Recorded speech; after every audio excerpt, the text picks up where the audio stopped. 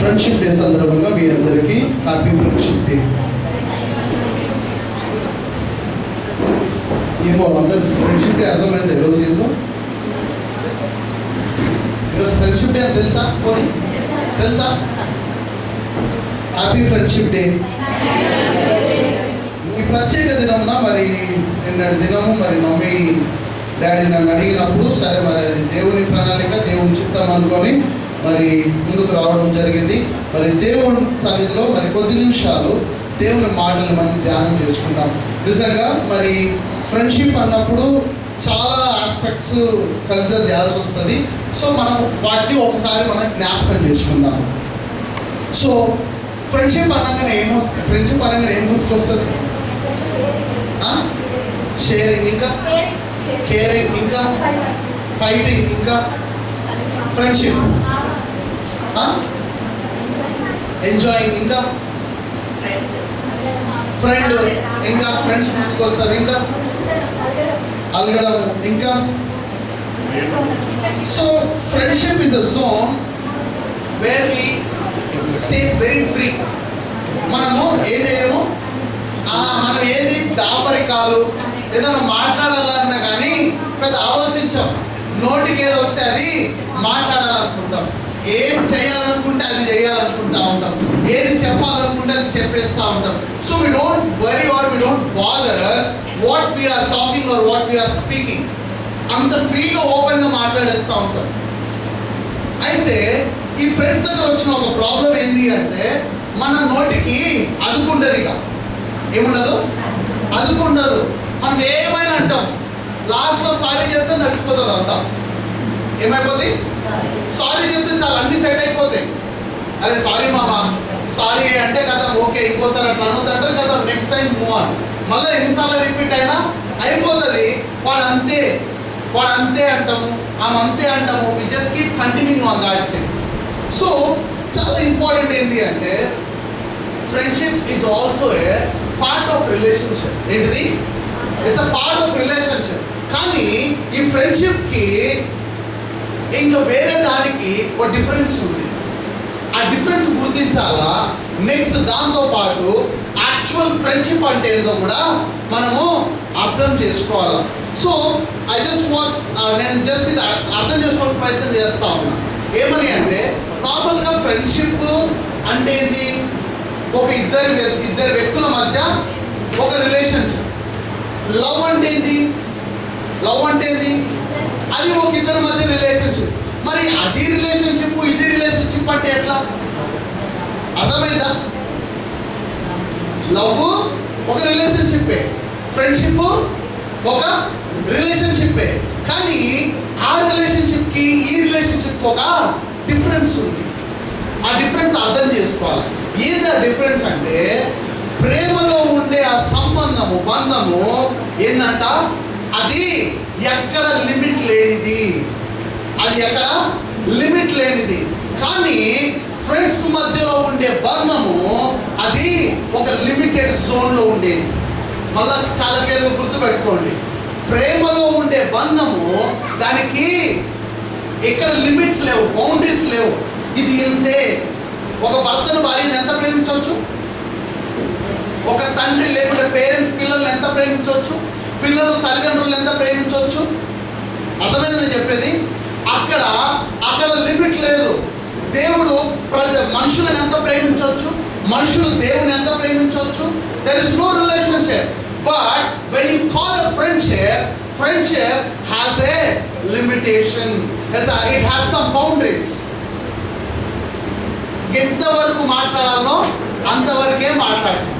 కాకపోతే ఫ్రెండ్షిప్లో ఉన్న గొప్పతనం ఏంటి అంటే ఒక బాండ్ ఉంటుంది. ఏముంటుంది? బాండింగ్ ఉంటుంది.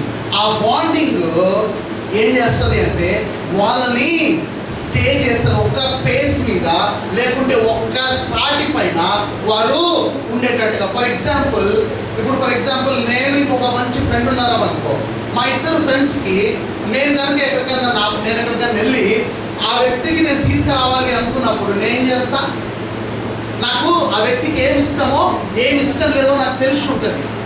ఆ వ్యక్తి నా కోసం ఏమైనా తేవాలనుకున్నప్పుడు నాకేది ఇష్టమో ఇష్టం లేదో తీసుకొస్తారు. అది ఫ్రెండ్షిప్లో ఉండే బాండింగ్. అయితే ఇంకొక కొంచెం ఫ్రెండ్షిప్ని ఇంకొంచెం ముందుకు తీసుకెళ్తే, అంటే ఫ్రెండ్షిప్ని ఇంకొంచెం అర్థం చేసుకొని చూస్తే, ఫ్రెండ్షిప్లో ప్రేమ ఉండదు, కానీ ప్రేమలో ఏముంటుంది? ఏముంటుంది? ప్రేమలో ఫ్రెండ్షిప్ ఉంది, కానీ ఫ్రెండ్షిప్లో ప్రేమ ఉండదు. What you have is you have affection. What you have is you have caring. What you have is you have emotions. అర్థమైందా? You got my point? నేను మళ్ళీ యూత్ మీటింగ్ సపరేట్గా చెప్పకుండా నాకు రెండింటికి కలిపి ఛాన్స్ వచ్చింది, కాబట్టి నేను రెండు కవర్ చేస్తున్నాను. నేను చెప్పే పాయింట్ అర్థమైందా? ఫ్రెండ్షిప్లో ఏముంటుంది? కేరింగ్ ఉంటుంది. ఫ్రెండ్షిప్లో ఏముంటుంది? ఎమోషన్స్ ఉంటాయి. ఫ్రెండ్షిప్లో ఏముంటాయి? ఎఫెక్షన్స్ ఉంటాయి. ఫ్రెండ్షిప్లో ఏముంటుంది?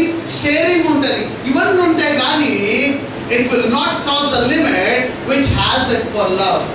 ప్రేమలో ఉండే ఆ బంధము వేరు, స్నేహంలో ఉండే బంధము వేరు.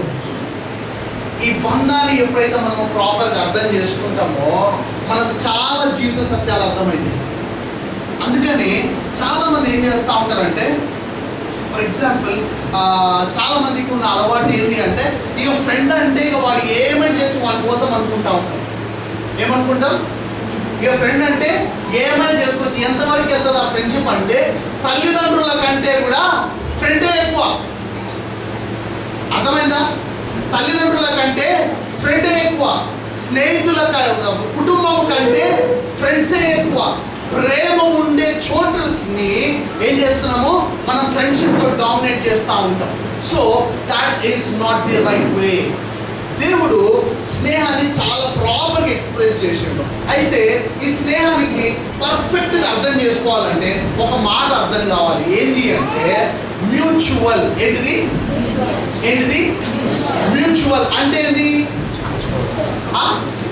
ఒకరికి ఒకరు, పరస్పరం. ఏంటిది?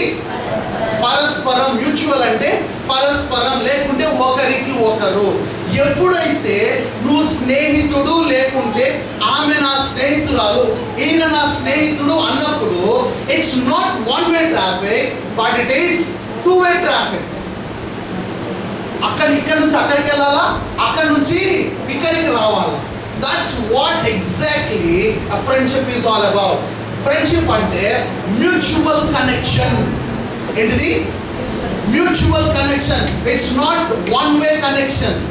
కానీ ఈ లోకంలో మన ఆత్మీయ జీవితాల్లో ఫ్రెండ్షిప్ ఏమైపోయింది అంటే, అదేమైపోయింది అంటే ఓఎస్ఎఫ్ అయిపోయింది. ఏమైంది?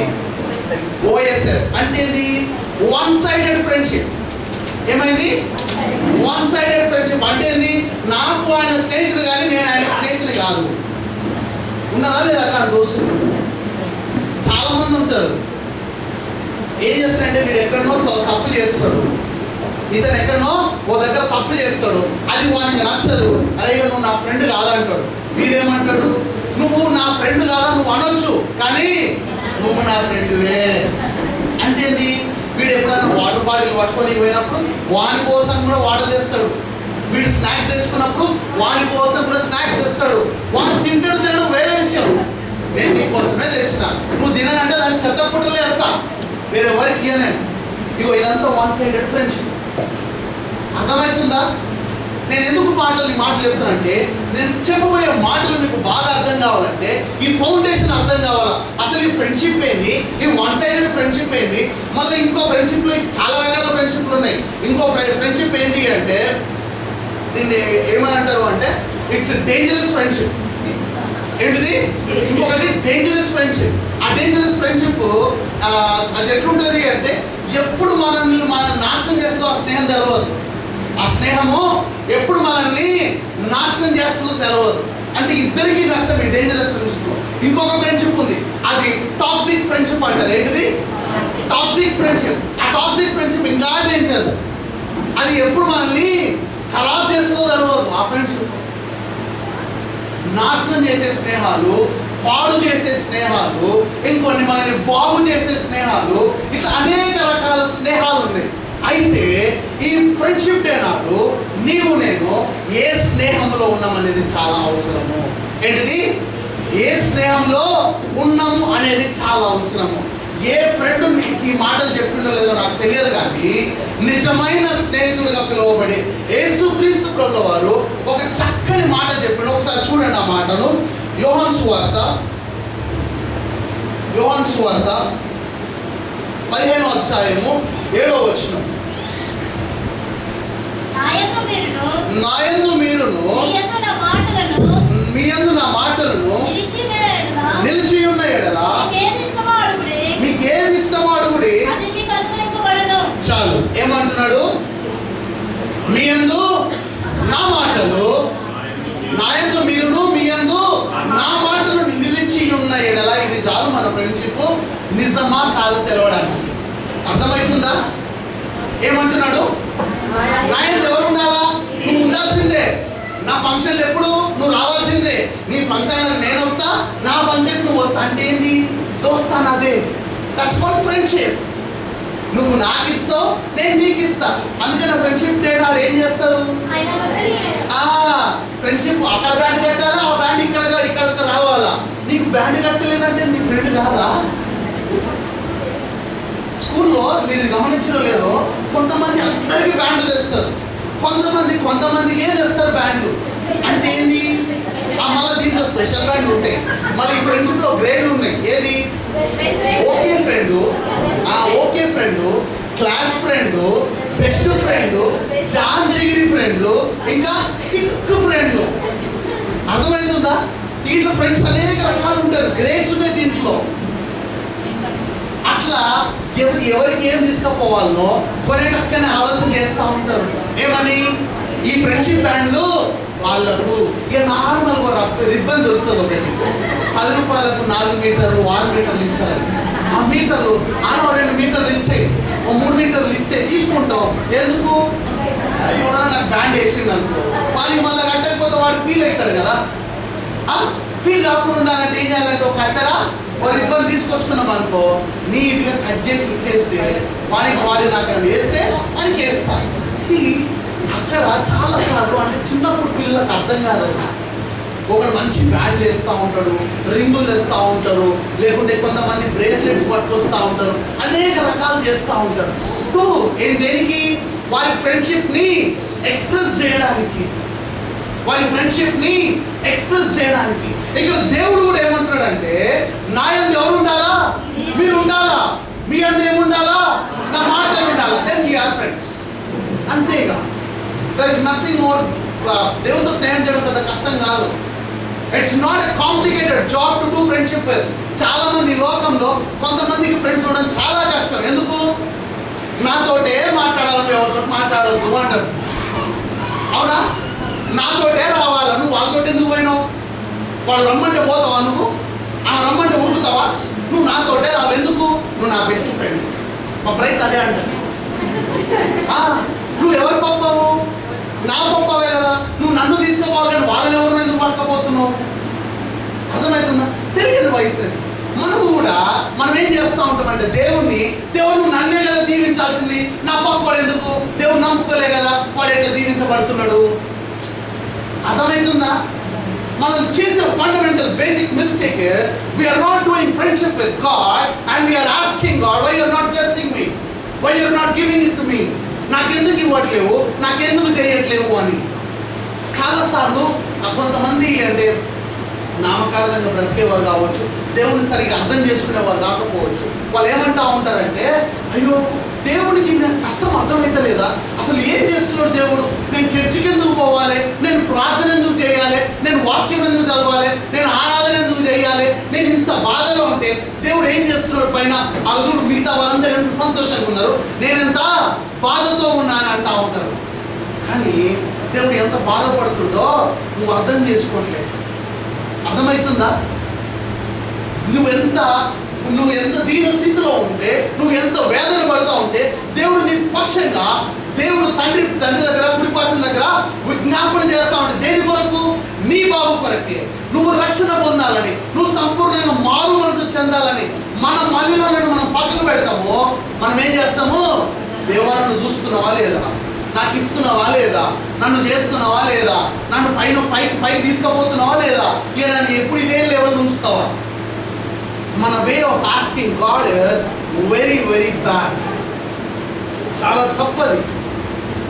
ఇక్కడ ఈ మాటలన్నీ ఎవరితో అంటున్నాడు యేసుక్రీస్తు ప్రభువు వారు? శిష్యులతో అంటున్న మాటలు ఇవి. ఆయన శిష్యులకు చెప్తా ఉన్నాడు, అయ్యా మీరు నాతో ఫ్రెండ్షిప్ చేయడం పెద్ద కాంప్లికేట్ కాదు, ఏం కావాలా, మీరు నాయందు ఉండాలి, నా మాటలు మీ దగ్గర ఉంటే ఇక చాలు, ఇక నువ్వు ఏది అడుగుతావు అది నేను ఇస్తూనే ఉంటాను, ఇవ్వడానికి నేను రెడీ.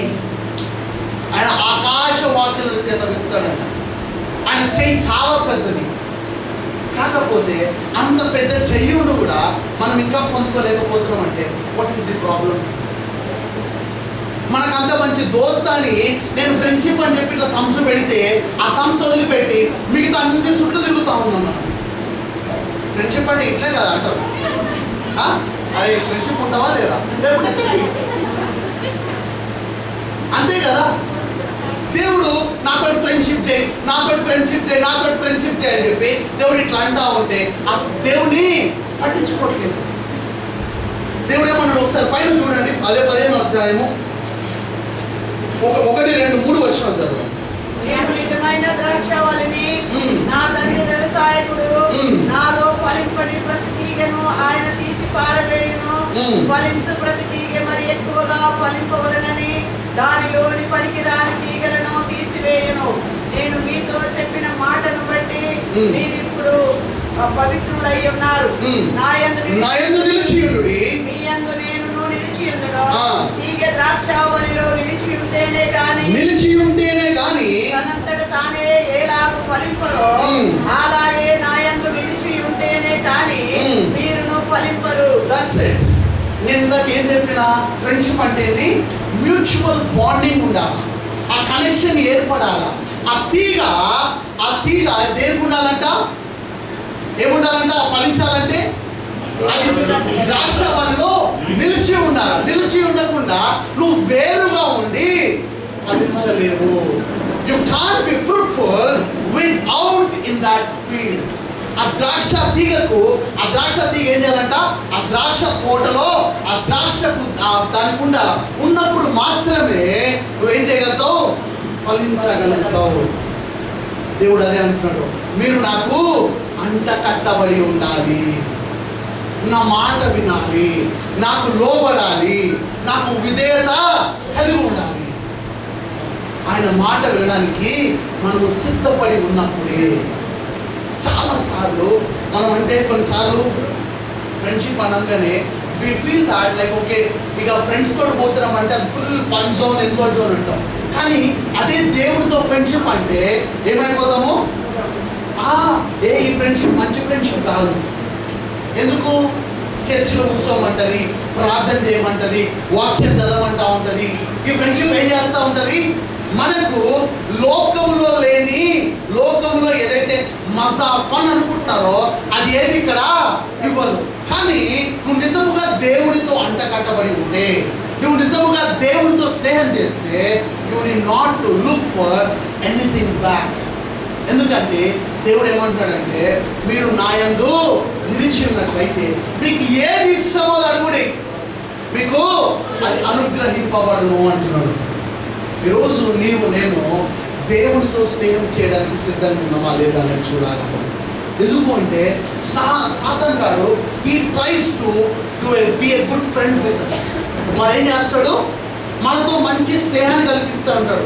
ఎట్లాంటి స్నేహము అంటే, మనము లోకంలో ఏదైతే హ్యాపీ అంటామో, లోకంలో ఏదైతే మజా అంటామో, లోకంలో ఏదైతే ఎంజాయబుల్ అంటామో దాని వైపు వాడు ఏం చేస్తాడు, ఎక్కువ వాడు మనల్ని ఫోకస్ చేపిస్తూ ఉంటాడు. ఆ ఫ్రెండ్స్తో తిరుగు, అక్కడికి వెళ్ళు, ఇట్లాంటి మాటలు మాట్లాడు, అట్లాంటి పాటలు పాడు, ఈ పనులు చేయి, ఆ పనులు చేయి, అవన్నీ నేర్పిస్తూ ఉంటాడు. చాలామంది ఏమనుకుంటా ఉంటారంటే, ఇక ఫ్రెండ్ లేకపోతే ఇక లైఫే వేస్ట్ అంటారు. ఫ్రెండ్ లేని లైఫ్ ఎందుకు అంటారు. అది 100% ట్రూ. ఫ్రెండ్స్ ఉండాలి, కానీ నిజమైన స్నేహితుని వదిలిపెట్టి నువ్వు ఈ లోకం స్నేహం చేయడము మంచిది కాదు. అందుకని దేవుడు ఏమన్నాడంటే, లోకముతో స్నేహము దేవునితో వైరమే. నువ్వు లోకముతో మాత్రమే స్నేహం చేసినావు అనుకో, నీకేమైపోద్ది? దేవుడు శత్రువు అయిపోతాడు. ఎందుకంటే లోకము నిన్ను దేవుని దగ్గర రానియదు, దేవునితో స్నేహం చేయనియదు. దేవునితో స్నేహం చేస్తే ఏమవుతుంది? ఒకసారి చూడండి మత్తయి సువార్త 7వ అధ్యాయం 7వ వచనం.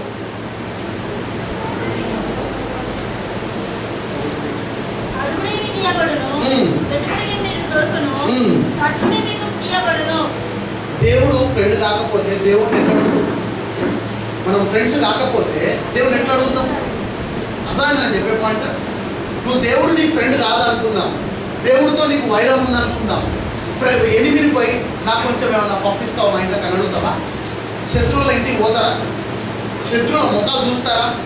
ఇక మరి దేవుడితో స్నేహం లేకపోతే దేవుడిని ఎట్లా కమ్యూనికేట్ చేస్తాం? దేవుడు ఎట్లా ఇస్తాడు నీకు? అడుగుడి మీకు ఇవ్వబడును. ఎప్పుడు? నువ్వు నాతో ఉండాలా, నా మాటలు నీలో ఉండాలా. నీకు నాకేముండాలా? కనెక్షన్ ఉండాలా.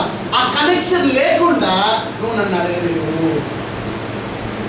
అర్థమైందా? దేవుడు ఏమన్నాడు? తలుపు దగ్గర నిలబడి తట్టుచుండంట. ఏం చేయాలంట? స్వరం వినాలంట. స్వరం ఎట్లా వినిపిస్తుంది? దేవుడు నీకు ఫ్రెండ్ కాకపోతే ఆయన స్వరం ఏం తెలుస్తుంది? ఇప్పుడు ఒకరు ఎవరన్నా కొత్త నంబర్ నుంచి హలో అన్నారు అనుకో, అది నీ ఫ్రెండ్ స్వరం అయితే డైరెక్ట్ పేరు అంటావు. అదే నువ్వు ఫ్రెండ్ వేరే ఏ నంబర్ నుంచి చేసినా ఆ స్వరం నువ్వు తెలియదు అనుకో, ఏమంటావు? హలో ఎవరు? అవునా, ఎవరు మీరు? ఇంతకు అదేనంటారు. ఇప్పుడు ఇక నాలంటూ ఉన్నాడు అనుకో, నేను యూజువల్గా నా నెంబర్ ఎవరు సేవ్ చేసుకోలేదు అనుకో, హలో ఎవరండి అన్నారు అనుకో, ఇక వాళ్ళ పని ఆ రోజు అయిపోయినట్టు. మస్తు ఆడబట్టిస్తా. అట్లా నాకు చాలా ఇష్టం అది. ఎందుకంటే నా నెంబర్ సేవ్ చేసుకోవాలి కదా. ఇక నేను అట్లా ఆడబట్టించుకో, నెక్స్ట్ టైం సేవ్ చేసుకుంటాను. అంటే మనం ఏంటి?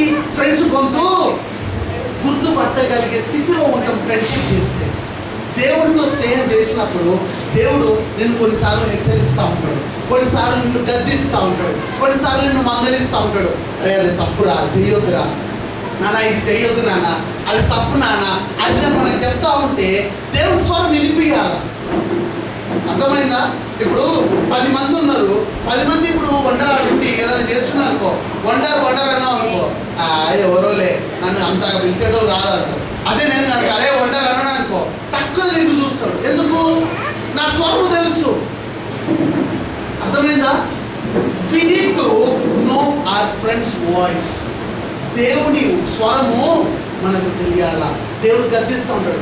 మళ్ళీ ఇక్కడ కాంప్లికేటెడ్ క్వశ్చన్, స్వరం అంటే ఇది దేవుని గొంతు బేస్లో ఉంటుందా? టోను ఇట్లా సన్నగా వస్తుందా? హలో హలో అట్లా వస్తుంటుందా? హలో హలో అట్లా వస్తుంటుందా? యూజువల్గా మనం టీవీలలో మన మోజెస్ స్టోరీ ఉంటాయి కదా, మోజెస్ స్టోరీలో మోజెస్ వాయిస్ ఎట్లా వస్తుంది? మోషే మోషే అట్లా వస్తుంటుంది. దేవుని కొంత ఇంత పెద్దగా ఉంటుందేమో అని అదొక ఫీలింగ్ ఉంటా ఉంటాం. దేవుని స్వరం వినేది ఎట్లా? ఎట్లుంటాం దేవుని స్వరం? వాక్యమే, ఆయన మాటలే ఆయన స్వరము. నువ్వు దేవుని వాక్యం చదవకపోతే ఆయన స్వరమును వినలేము.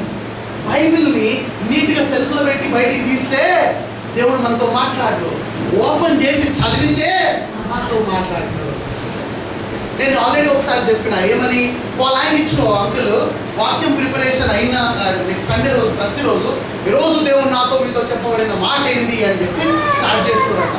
వాళ్ళ కొడుకు ప్రతిసారి డౌట్ అంట, మా డాడీ ఏదో చేస్తున్నాడు. ఏం చేస్తున్నాడు? దేవుడు మాట్లాడుతున్నాడు, దేవుడు చెప్పిండని చెప్తున్నాడు కదా. ఈ రోజు సాటర్డే రోజు మా డాడీ పక్క వాకింగ్ ప్రిపేర్ అవుతాడు కదా, దేవుడు ఎట్లా వస్తాడు, ఎట్లా మాట్లాడతాడు, ఆయన స్వరం ఎట్లుంటుంది, ఏంది కథ అని చెప్పి ఆయన రూమ్లోనే ఒక బుక్ తీసుకొని కూర్చొని చూస్తున్నాడంట. ఇలా చూస్తున్నట్ట వాళ్ళ డాడీని చూస్తున్నాడంట. వాళ్ళ డాడీ ప్రేయర్ చేసుకున్నాడు, వాక్యం ప్రిపేర్ అవుతున్నాడు, నోట్స్ అంతా ప్రిపేర్ చేసిండు, క్లోజ్ చేసిండు, ఆమెన్ అన్నాడు. పొద్దుగల పోయి దేవుడు నాతో చెప్పిన మాట ఏంది అంటే అని అన్నాడంట. ఇక ఆయన దగ్గరికి మా డాడీ ఇక చర్చ అయిపోయినాక పోయిండు వాళ్ళ డాడీ దగ్గరికి. ఏమని? ఎన్ని సండేలు అబద్ధాలు చెప్తావు? ఎన్ని సండేలు అబద్ధాలు చెప్తావు నువ్వు? ఏమైందిరా అంటే నువ్వు దేవుడు నాతో చెప్పిండన్నావా? ఏడొచ్చిన దేవుడు. నిన్న నేను నీ రూమ్లోనే ఉన్నా, ఉక్కు పట్టుకొని అక్కడ కూర్చొని చదువుతున్నా. దేవుడు రాలే, ఏం రాలే. నువ్వు ఎట్లా చెప్తావు ఈ మాట అంటే అప్పుడు కూర్చోబెట్టి చెప్పిండంట. నాకు దేవుని స్వరం అంటే ఏదో తెల్లంగి వేసుకొని వచ్చి 2 రెక్కల దూతలు, అటో దూత ఇటో దూత మధ్యలో ఉండి నానా పాలాంగిచ్చో రేపు వాక్యం చెప్పు ఇట్లా చెప్పడు. దేవుని మాటలు ధ్యానించినప్పుడు అందులో కొన్ని మాటలు నీకు తాకుతాయి. ఇగో ఈ మాటలు నా ప్రజలకు తెలియజేయని ఆ వాక్యం ద్వారా దేవుడు మాట్లాడుతూ ఉంటాడు, నీ హృదయంలో అనిపిస్తూ ఉంటాడు. అదో అది కావాలా, అది దేవుని స్వరము అంటే. అవునా, నేను ఇన్ని రోజులు దేవుడి స్వరం అంటే దేవుడు వచ్చి ఇచ్చేస్తాడు. తలుపు యొక్క తలుపు తడుపుతున్నాడు అంటే ఏంటి? డోర్ కొడతాడు. రాత్రి పూట గజల సప్పులు వినిపిస్తుంటాయి కదా, అట్లా డోర్ సప్పులు వినిపిస్తూ ఉంటాయా? కాదు, దేవుడు నిన్ను గద్దిస్తూ ఉంటాడు, దేవుడు నిన్ను హెచ్చరిస్తూ ఉంటాడు, దేవుడు నీ హృదయంలోకి రావాలని ఇంట్రెస్ట్ చూపిస్తూ ఉంటాడు. ఇట్లా మాట్లాడినప్పుడు మాటలు నీ హృదయాన్ని మలుచుకొని ఎప్పుడైతే దేవుని కొరకు నేను జీవిస్తానో అవి అప్పుడే నీ తలుపులు తెరిచినట్టు. హల్లెలూయా. నిజమైన స్నేహితుడిని స్నేహం చేయకుండా, ఇవన్నీ మనం ఎక్స్పీరియన్స్ చేయకుండా, జీసస్ మై బెస్ట్ ఫ్రెండ్. ఎవరిని హీరో అంటే క్రిస్టియన్స్ అందరూ చెప్పే మాట, జీసస్ ఈజ్ మై హీరో. అదే ఉంది. హీరో అంటే ఏంది? హీరో అంటే ఏంది? సినిమాలో యాక్ట్ చేసే హీరో. ఒక ఫ్యామిలీలో హీరో ఎవరు? ఎవరైతే ఆ ఇంటిని పోషిస్తున్నారో, ఆ ఇంటిని అయితే నడిపిస్తూ ఉన్నారో they are the hero. Father కావచ్చు, మదర్ కావచ్చు. అట్లనే మన లైఫ్లో హీరో ఎవరు అంటే దేవుడు. ఎందుకు ఆ దేవుని హీరో అంటున్నాము? He is the one who is guiding me. He is the one who is correcting me.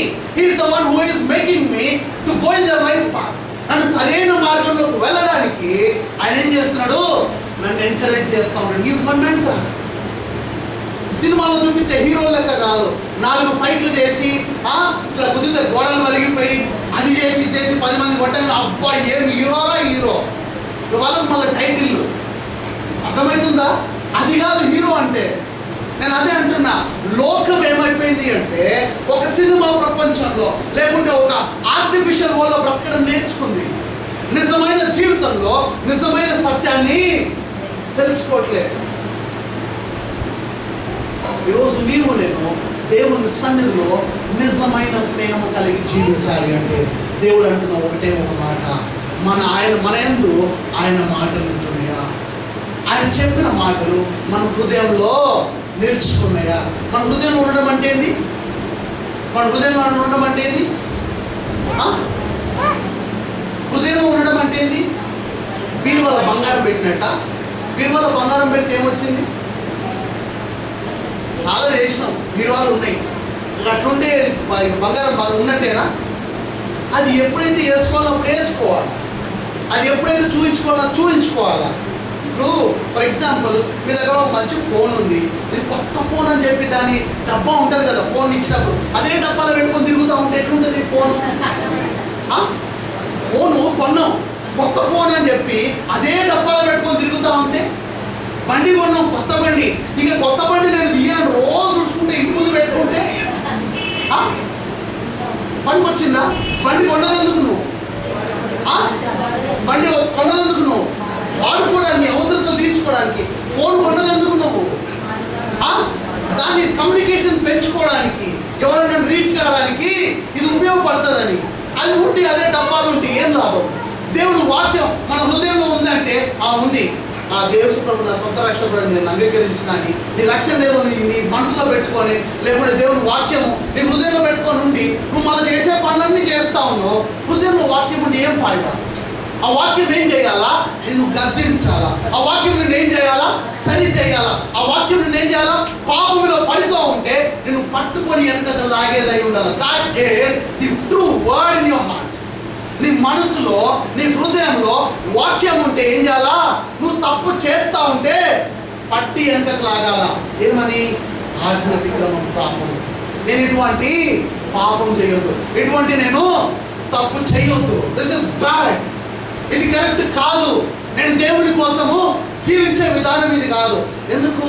హృదయంలో ఉన్న వాక్యము మళ్ళీ గద్దిస్తూ ఉంటుంది.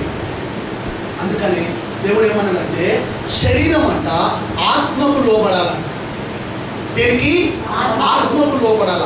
ఆత్మ శరీరానికి లోబడద్దు. when this happens అంటే ఆత్మ కనుక శరీరానికి లోబడితే దేవుని వాక్యం పనిచేయదు. అదే గనక శరీరము ఆత్మ మాట వింటే దానికి లోబడితే మనము వాక్యంలో ఫలిస్తాము. దేవుడు మనల్ని నిజమైన స్నేహితులుగా ఫీల్ అవుతారు. అబ్రహాంకి దేవుడు ఏమన్నాడు? ఏమన్నాడు? నా స్నేహితుడు అన్నాడు. ఎందుకు స్నేహితుడు అన్నాడు దేవుడు అబ్రహాంని? Why? He has that communication. లోతు విషయంలో ఒక ఇన్సిడెంట్ జరుగుతూ ఉందంటే ఏం చేసిండు? ఓ ఫ్రెండ్తో చిట్ చాట్ చేసినట్టు అయ్యా అంతమంది ఉన్నారు, మరి అంతమంది నాశనం అయితే మరి నీతి మంత్రులు అయిపోతారంటే ఎంతమంది ఉన్నారు? 100 మంది ఉన్నా నేను కాపాడుతాను. 100 మందిని చూపియాను. సరే 100 మంది లేరు, ఒక 90 మంది ఉండొచ్చా? నేను 90 మంది ఉన్నా కాపాడుతాను. ఎంతమంది ఉన్నారు? 10 మంది ఉన్నారు, 10 మంది ఉన్నా కాపాడుతాను. నేను నాశనం చేయాలి. లాస్ట్కి ఏమైంది? లోతు కుటుంబాన్ని బయటికి తీసుకొచ్చాడు. See the friendship, it caring. ఆయన మాట, ఆయన రిక్వెస్ట్ ని, ఆయన అప్పీల్ ఏం చేసిండు? దేవుడు లక్ష్య పెట్టిండు. It is concern for what he is asking. అట్లనే అబ్రహాము కూడా దేవుడు ఏం చేసిండు? నీ కుమారుని బలియమన్నాడు. ఏమన్నాడు? కుమారుని బలియమన్నాడు. అని నువ్వు ఏం ఆలోచించకుండా ఏం చేసిండు? కొడుకుని తీసుకొని పైకెళ్ళి బలియడానికి సిద్ధపడ్డాడు. was ready to give his only son. ఏకైక కుమారుని అనేక సంవత్సరాల తర్వాత ఆ వయసులో కలిగిన కుమారుణ్ణి బలి ఇవ్వడానికి కూడా సిద్ధపడ్డాడు. And the good friendship David and Jonathan. దావీదు. యోనతాను తండ్రి ఎవరు? సౌలు. ఎవరు? ఏం చేస్తున్నాడు? దావీదు చంపుదామని చూస్తున్నాడు, కానీ దావీదుని కాపాడింది ఎవరు? That's a friendship. స్నేహితుడు మన ప్రాణాన్ని కాపాడ చూస్తాడు, మన కోసం పనిచేస్తా ఉంటాడు. అంత ఈ లోకంలో I don't feel that's a pure friendship we have in this world. నేను చాలా గర్వంగా చెప్తాను, నాకు చాలా మంది ఫ్రెండ్స్ ఉన్నారు, కానీ ఆ ఫ్రెండ్స్ తర్వాత బెస్ట్ ఫ్రెండ్లని లేకుంటే థిక్ ఫ్రెండ్లని అంతవరకు నాకు ఎందుకు అటాచ్మెంట్ జరగలేదు. అక్కడ జరగలేనా? నాకు జరిగిన బెస్ట్ ఫ్రెండ్స్ ఎవరు అంటే మా ఇంట్లోనే జరిగింది. అది నాకు చిన్నప్పటి నుంచి మా బెస్ట్ ఫ్రెండ్ మా మమ్మీ. ఇప్పటికీ ఈయన బ్రదర్ అంట, ఆమె నాకు బెస్ట్ ఫ్రెండ్ అంట. ఆ బెస్ట్ ఫ్రెండ్ కాస్త ఓ లవ్లీ ఫ్రెండ్ని పట్టుకొచ్చింది. అర్థమైందా? ఆ లవ్లీ ఫ్రెండ్ ఇద్దరు గుడ్డి ఫ్రెండ్స్ని పట్టుకొచ్చింది. See, that's what I feel so happy. నిజం, ఆ ఫ్రెండ్షిప్ అంతా I experience them. They fight for us, they do for us, they care for us. అవన్నీ అక్కడ నిజమైన స్నేహము. నాకు అదే అనిపిస్తుంది, వీళ్ళే ఇంతగా ఉంటే నా కోసం ఆ పరలోకం వీడి ఈ లోకానికి వచ్చి నా కోసం ప్రాణం పెట్టింది. ఇంకెంత గొప్ప ఫ్రెండ్షిప్ అయి ఉండదు. Does there any friend who does that for us? అంత గొప్ప స్నేహం ఇంకెవరైనా ఉన్నారా? ఎవరు లేరు, ఎవరు ఉండరు కూడా. అంతగా దేవుడు నన్ను ప్రేమించాడు. అందుకని మీరు ఎప్పుడన్నా ఈ ఏమంటారు, ఈ బైబిల్ స్టోర్స్కి వెళ్తే, బిబ్లికల్ స్టోర్స్కి, అక్కడ ఒక పెద్దది ఇట్లా క్రాస్ వేసి దాని మీద ఒక చున్నేసి ఉంటుంది. దాని మీద ఒక స్టేట్మెంట్ ఉంటుంది. ఏమనంటే, I asked God, how much do you love me? ఏమని? I asked God, how much do you love me? నేను దేవుడిని అడిగినా, నువ్వు నన్ను ఎంతగా ప్రేమిస్తున్నావు అంటే, ఆయన 2 చేతులు చాపి ఆ శిలువ మీద మరణించి, ఇదిగో నీ కోసము దీనికంటే ఇంకెక్కువగా నేను నిన్ను ప్రేమించగలను, ప్రేమిస్తున్నా అన్న ప్రేమ యేసుకుంటున్నాను. ఆ ప్రేమలో గొప్ప స్నేహం ఉంది, ఆ ప్రేమలో గొప్ప త్యాగం ఉంది, ఆ ప్రేమలో నీ కోసం నా కోసం తప్పించే గుణం ఉంది. నువ్వు బాగుపడాలని, నువ్వు గొప్పవారిని కావాలని, నీ కోసం నా కోసము దేనికైనా సిద్ధపడే గొప్ప మనసు ఉంది. I want you all to understand that love. I want you all to understand that friendship. ఆ స్నేహాన్ని, ఆ ప్రేమను అర్థం చేసుకోవాలి.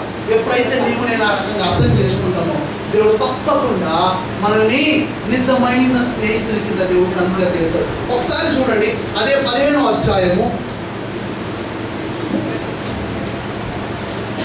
13వ వచనం. తన స్నేహితుల కొరకు తన స్నేహితుల కొరకు తన ప్రాణం పెట్టువాని కంటే ఎక్కువైన ప్రేమ గల వాడేవాడు లేడు.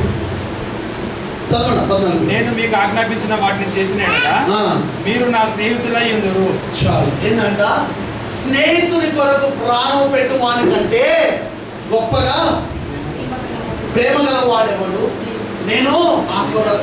God has put this life for us. అంతగా ప్రేమించే వాడేవాడు. ఏమంటున్నాడు అక్కడ 14వ వచనంలో, నేను మీకు ఆజ్ఞాపించిన వాటిని చేసిన యెడల మీరు నా స్నేహితులై ఉందురు. సో దేవుడు ఆజ్ఞాపించినవి కనుక నీవు నేను చేయగలిగితే మనమందరం ఏమవుతామో దేవుని స్నేహితులు. దేవుడు పెద్దగా ఎక్కువేం అడగట్లేడు. ఆయన ఆజ్ఞలకు లోబడి జీవించమంటున్నాడు. ఆయన మాట విని బ్రతకమంటున్నాడు. ఆయనకు లోబడి మిమ్మల్ని జీవించమంటున్నాడు. మనం ఆ రీతిగా జీవించినప్పుడు దేవుడు తప్పకుండా మనము ఆయన స్నేహితులు. గుర్తుపెట్టుకోండి, if you are friends of God you will be nothing like anything. మనము దేవుడి స్నేహితులం అయితే మనకి ఏది తక్కువ కాదు. దేవుడు ఏది కొరత కానియడు. దేవుడు మనల్ని ఎక్కడ తక్కువ చూసుకోడు. ఎందుకంటే కొన్నిసార్లు ఇప్పుడు ఫర్ ఎగ్జాంపుల్ నేను ఒక పూర్ ఫ్రెండ్ని, నాకు ఒక రిచ్ ఫ్రెండ్ ఉన్నాడు. ఓకే, నేను ఒక పూర్ ఫ్రెండ్ని, నాకు ఒక రిచ్ ఫ్రెండ్ ఉన్నాడు. ఇప్పుడు నేను వారి ఫంక్షన్కో వారి ఇంటికి పెళ్ళికో దేనికో వెళ్ళాలి. నా దగ్గర బట్టలు సరిగా ఉండమని వానికి తెలుసు. తెలిసినప్పుడు వాడు నిజమైన స్నేహితుడు అయితే వాడు ఏం చేస్తాడు? అరే ఒకసారిగా బయటికి పోదామంటాడు. సరే అని పోతాం. పోగానే సీదా ఎటు తీసుకుపోతాడు? షాపు తీసుకుపోయి మంచి బట్టలు కొనిచ్చి, అరే వేసుకో, నాకు నా ఫంక్షన్కి వస్తున్నావు కదా, మా ఫంక్షన్కి ఇవి వేసుకొని రా అంటాడు. He don't want to see our friends, their friends in the lower stage. Plus ఫ్రెండ్షిప్లో నువ్వు చిన్న పెద్ద తేడా ఇవి చూడు. అర్థమైందా? ఫ్రెండ్షిప్లో మనము అవేమి గమనించు. కొన్నిసార్లు వాళ్ళకు ఉండొచ్చు, కానీ మనం నిజముగా స్నేహం చేస్తే, నిజముగా ఫ్రెండ్షిప్ చేస్తే వి డోంట్ సీ దట్. దేవుడు కూడా మనలో ఆ హెచ్చు తక్కువలు ఏం చూస్తున్నాడు. Is not looking at colour, is not looking at your stature, is not looking at your levels or your status or anything. God is just looking at one point. దేవుడు చూసేది ఒక్కటే, నువ్వు ఆయన ఆజ్ఞలు కైకొంటున్నావా, ఆయన మాటలు వింటున్నావా, ఆయన మాటలు నీ యందు ఉన్నాయా లేవా, అది ఒక్కటి చూస్తున్నాడు. అవి కనుక నీలో ఉన్నాయి అంటే consider you are his friend. నీకు మళ్ళీ వచ్చి దేవుడు రాత్రి వచ్చి నాకు ఫ్రెండ్షిప్ బ్యాండ్ కట్టలే, దేవుడు నాకు ఇంతవరకు ఎప్పుడో ఫ్రెండ్షిప్ బ్యాండ్ వేయలే, మా ఫ్రెండ్స్ అయితే వేసిర్రు, నాకు ఫ్రెండ్షిప్ బ్యాండ్ వేయలే దేవుడు అని నేను మళ్ళీ పాస్టర్ అంకుల్ దగ్గరకు వచ్చి, అంకుల్ నాకు నిజంగా దేవుడు ఫ్రెండ్ అయినా కాదు ఒకసారి కనుక్కొని చెప్పండి అనుకో. ఇవన్నీ చేయవద్దు. లోకం అదే నడుస్తుంది. ఏమని? చేతులు చూపించుకొని నా లైఫ్లో ఎప్పుడు ధనలక్ష్మి వస్తుంది చెప్పు, నాకు పెళ్ళి ఎప్పుడు అయిందని చెప్పండి. ఇది లేదు మనకు. నువ్వు ఆయన మాటలు ఆయన ఆజ్ఞలు వింటున్నావు అంటేనే నువ్వు ఆయన స్నేహితుడు. Do not worry, you are his friend. కావాల్సిందల్లా నువ్వు ఆయనతో స్నేహం చేయడం, అది చాలా అవసరం. నువ్వు దేవుని స్నేహితుడిగా ఉంటే చాలు. నువ్వు దేవుని స్నేహితుడు ఉండాలంటే ఏం చేయాలా? ఆయన ఆజ్ఞలను ఆయన ఆజ్ఞలు ఆయన మాటలు విని దాని ప్రకారం జీవించాలి. అది చేసి దేవుడు ఏమంటున్నాడు? అప్పుడు విని దాని తర్వాత నీకేం కావాలో అయ్యో నువ్వు అడగాల్సిన అవసరం లేదు. నాకు చెప్పాలి ఏంది దోస్తానికి తెలియదా? మనకి దగ్గర ఏముంది, ఏం లేదు. ఫర్ ఎగ్జాంపుల్ నేనున్నా, అరే ఒక 100 రూపాయలు ఒకరిని అడుగుతా, అది ఇంకొకరిని అయితే అరే 2000 తీసుకురా అంట. ఎందుకు? మనకు తెలుసు మన దగ్గర పైసలు ఉన్నాయి, వీని దగ్గర లేదు. లేకుంటే వీడు ఏం చేయగలడో నాకు తెలుసు, వీడు ఏం చేయలేడో నాకు తెలుసు. ఎందుకు? మేము ఫ్రెండ్స్. నువ్వు దేవుడితో ఫ్రెండ్షిప్ ఉంటే నువ్వు దేవుడు ఏం చేయగలుగుతాడు నీకు తెలుస్తాడు. అంతేగాని దేవుడు కాపాడతాడంటరా, దేవుడు స్వస్థపరుస్తాడంటరా, దేవుడు నన్ను బాగు చేస్తాడంటరా, దేవుడు నా ఫ్యామిలీని కాపాడతాడంటవా, దేవుడు నన్ను ఈ సమస్య నుంచి బయటికి వేస్తాడంటవా, ఈ డౌట్లు ఉండవు. ఎందుకు? You are his friend. ఆయన నీ స్నేహితుడు అయినప్పుడు ఆయన స్ట్రెంగ్స్ ఏందో నీకు తెలుసు, ఆయన ఏం చేయగలుగుతాడో నీకు తెలుసు, ఆయన గొప్పతనం ఏందో నీకు తెలుసు. ఇవన్నీ తెలిసినాక నువ్వు నేను మళ్ళీ మనకు డిస్కషన్ లేదు. గుర్తుపెట్టుకోండి, ఒక్కసారి దేవుడితో స్నేహం చేసి చూడండి, దేవుడితో స్నేహం చేసి చూడండి. ఈ కొన్నిసార్లు మనం క్లాస్మేట్లతో హాయ్ అబ్బా, హాయ్ ఫ్రెండ్, హాయ్ రా అనుకుంటూ పోతాం. చూసినావా? నువ్వు ఆ ఫ్రెండ్షిప్ వద్దు దేవుని దగ్గర. ఇప్పుడు నార్మల్గా వండాలి నేను ఎప్పుడన్నా అడిగి చూడండి, అంటే నీకు స్కూల్ ఎంతమంది ఉన్నారా అంటే ఫ్రెండ్స్ 0 అంటాడు. ఓ రోజు వచ్చి 7 అంటాడు, ఓ రోజు వచ్చి 4 అంటాడు, ఓ రోజు 2 అంటాడు. ఏంద్రా ఈ నంబర్ అంటే ఆ రోజు మాత్రం మంచిగా మాట్లాడితే లేకపోతే నో ఫ్రెండ్. ఆ ఏజ్లో వాళ్ళకి అంతే తెలుసు. అర్థమైందా? మరి మన పౌలేమన్నాడు, పౌలేమన్నాడు, మీరు ఇంకా పాలు తాగే వయసులోనే ఉన్నారా? ఇక పెద్దోళ్ళు కాదా? బాప్తిజం తీసుకున్నామంటే ఏంటి? ఇంకా పాలు తాగే వయసు ఇట్లుండి జీసస్ నన్ను కాపాడు జీసస్, నాకు ఇబ్బంది అవుతుంది జీసస్ అనే ఏజ్లో ఉన్నామా? ఇంకా మనం తెలుసు మంచి ఏందో తెలుసు, చెడు ఏందో తెలుసు, ఏది మంచి స్నేహమో ఏది చెడు స్నేహమో తెలుసు. ఇది తెలిసి కూడా మనం ఏం చేస్తున్నామంట? చిన్నపిల్లల లెక్కనే. So I'm asking you, don't just say hi. దేవుడితో ఫ్రెండ్షిప్, దేవుడితో రిలేషన్షిప్ అంటే ఏదో హాయ్ వేసుకో, నన్ను కాపాడుతారు, నన్ను కాపాడు చూసుకుంటారు, రైట్ ఆమె ఓకే రైట్, దేవుడికి హాయ్ చెప్పేసిన మై ఫ్రెండ్. నీ మనసు దేవుడితో ఏం కావాలా? మమైకమైపోవాలా, కనెక్షన్ ఏర్పడాలి. అది తెలియదు అంటే ఇది అఫీషియల్ స్టేట్మెంట్ కాదు, అన్అఫీషియల్ స్టేట్మెంట్. చాలామంది హిస్టోరియన్స్ డేవిడ్ అండ్ జోనాథన్ ఉంది కదా, డేవిడ్ అండ్ జోనాథన్ హిస్టరీ రాస్తూ వాళ్ళిద్దరు ఏమన్నారు అంటే వీళ్ళిద్దరూ మేల్ టు మేల్ రిలేషన్షిప్ ఉన్నారేమో అనుకున్నారు. అర్థమవుతుందా? మేల్ టు మేల్ అంటే ఇద్దరు గేస్ అనుకున్నారు చాలామంది హిస్టోరియన్స్. బట్ 100% రాంగ్ అది. అంటే వాళ్ళు ఎంత థిక్ ఫ్రెండ్షిప్ చూడండి. జోనాథన్ లేకుండా డేవిడ్, డేవిడ్ లేకుండా జోనాథన్, ఆ స్టేజ్కి వచ్చిన హిస్టోరియన్ స్టేట్మెంట్స్. అంటే ఆ బాండింగ్ అటువంటిది. నేనేమన్నా అంటే దేవునితో కూడా బాండింగ్ అట్లా ఉండాలా. నువ్వు ఏదో దేవా దేవా దేవా దేవా అంటే దేవుడు పలికేటోడు కాదు. నీ మనస్సులో అయ్యా ఇది నా పరిస్థితి, నాకు తెలుసు, నువ్వు చూసుకుంటా, ఐఎమ్ గోయింగ్ విత్ ఫెయిత్. అది దేవుడు, అది దేవునితో ఉండాల్సిన స్నేహం. నువ్వు ఏదో దేవుని దగ్గర నువ్వు ఇది కావాలని కాదు, ఏడ్చి ప్రార్థన చేయాల్సింది దేనికి అంటే మనలో మనసు విరగడానికి. కొన్నిసార్లు మనం ఏం చేస్తాం? ఇంకా మూర్ఖత్వంతో ఉంటాం. దేవుడు ఎందుకు చేయడు? దేవుడు చేయాలి కదా.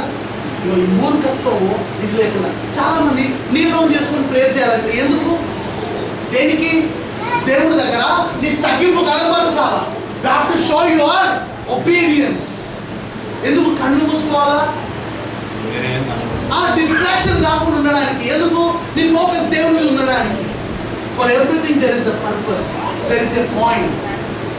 దేవుని సన్నిధిలో ప్రార్థన చేయొద్దని కాదు, ప్రార్థన చేయాలి. కానీ ఆ ప్రార్థన ఎట్లుండాలి అంటే నీ స్నేహితులతో నువ్వు చెప్పుకున్నట్టు సంభాషణ ఉండాలని ప్రార్థన. It's not a routine job. ఏదో నువ్వు ఏదో చేయాలి కాబట్టి చేయడం అని కాదు, చేస్తున్నది నీ స్నేహితులతో చెప్పుకోవాలి.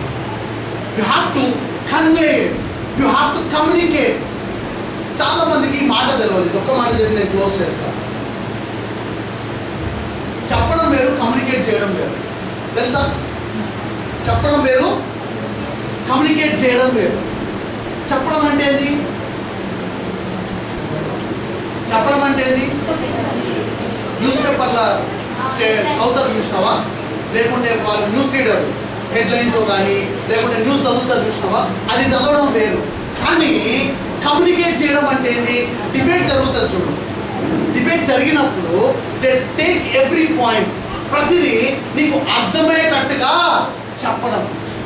చెప్పడము అంటే ఇన్ఫర్మేషన్ చేసి పాస్ అవుతుంది అంతే, కానీ దాని గురించి డీటెయిలింగ్ ఉండదు. నువ్వు దేవునితో చెప్పడం కాదు, దేవునితో ఏం చేయాలా? కమ్యూనికేట్ చేయాలి. For what reason? For what you are. దేవుడు అందుకని చాలా క్లియర్గా చెప్పండి. ఏమనంటే మీరు నా మాటలు వినాలి, నా మాటలు విని నా ఆజ్ఞలు గైకొంటే నేను ఖచ్చితంగా నేను దగ్గర ఉంటా. మీరు ఏది అడుగుతారో అది నేను అనుగ్రహిస్తా. నీవు నేను అంత గొప్ప స్నేహితుని కలిగి కూడా మనం ఇంకా దౌర్భాగ్య స్థితిలో ఉండి అయ్యో నేను ఎట్టుపోతున్నానో, నా లైఫ్ ఏందో, నా పరిస్థితి ఏందో, ఇంకా నా జీవితం ఏందో, ఇటువంటి లైఫ్ సిచ్యువేషన్లో నీవు నేను ఇంకా ఉన్నాము అంటే God is not responsible. God is not responsible. దయచేసి అందరం కళ్ళు మూసుకొని తలలో వచ్చుదాం.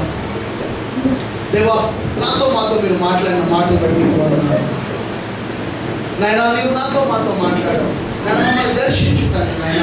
నీవు చక్కని మాటలు మాట్లాడావు. ఆ మాటలు మా హృదయంలో బదిలిపరుచుకునే జ్ఞానం నాకు దయచేయి. నిజమైన సైన్యుడు నీవే తండ్రి అని మనమందరం గుర్తిస్తాము. మనమందరం దేవుని సన్నిధిలో దేవా, నీవు నేను ఒకసారి తండ్రి నాయన, ఒకసారి నీతో స్నేహం చేయాలని నేను ఆశపడతాను. నన్ను క్షమించు. ఏ లోకంలో స్నేహాన్ని చూశానేమో నేను, ఏ లోకంలో నాయన ఆ ఫ్రెండ్షిప్ని వెతికానేమో తండ్రి నాయన, నన్ను క్షమించు. You are the true friend master. నిజంగా తండ్రి నాయన, నీ మాటలు వింటే మేము నీ స్నేహితులు అంటున్నావు కనుక ఒకసారి నాయన మమ్మల్ని దర్శించి నీతో నాయన స్నేహం చేయాలని ఆశపడతా ఉన్నా. మాతో స్నేహం చేయండి దేవా. నీతో స్నేహం చేసే జ్ఞానం నాకు దయచేయమని దేవుని అడుగుదాం.